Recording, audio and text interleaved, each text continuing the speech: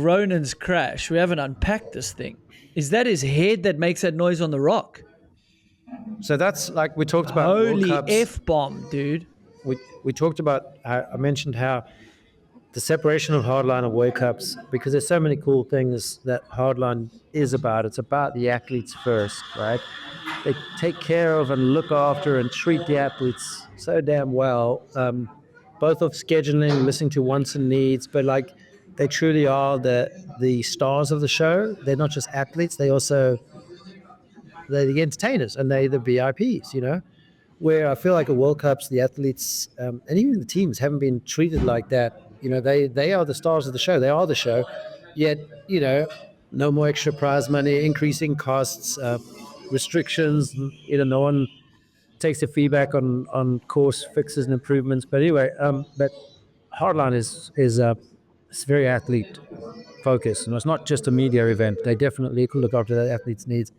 But getting back to how they have become similar, which is now perhaps Hardline has always been rugged. I mean, we saw that crazy thing that they thought they were going to put in the track at Wales, In Wales. I mean, I'm glad I didn't do that. Dude, let's not sugarcoat it.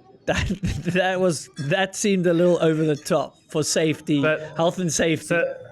But both venues now have had multiple years, especially this one as well. Now what they can look into, and this is going back to Ronan's rock, at a World Cup that rock would have been padded. And a few more or trees. Moved if it was able to move. That rock wasn't moving anyway. No, I don't know. I don't know if you could get a digger in there and scrape it out. I don't know. And probably the tree that, I was saying, probably the tree that Jackson hit last year would have been padded tree.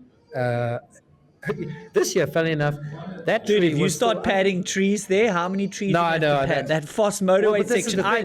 I'm such a dad now. I'm looking at these guys. I'm like, this is too scary for me to even watch. There's so many trees. These guys are probably not going to crash, but there's so many trees.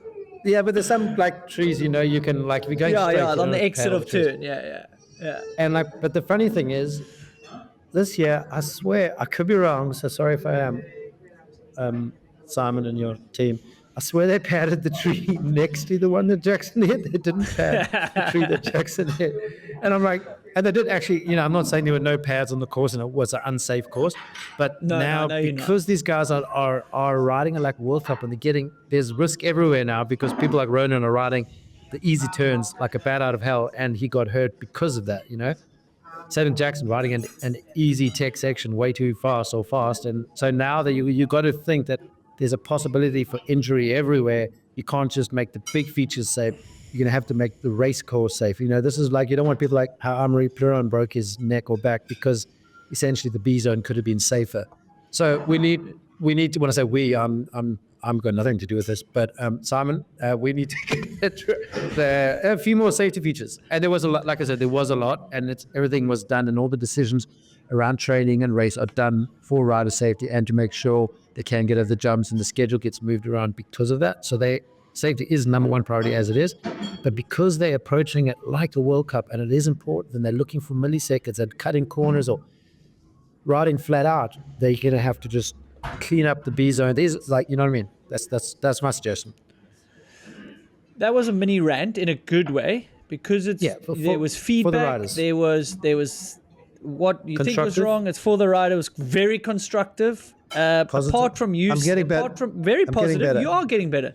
I think we both, with our age, a little bit more water off a duck's back. But apart from you saying you'd go up there yourself and like tie a few mattresses to trees, that was a 9.5 out of 10 rant. I loved it.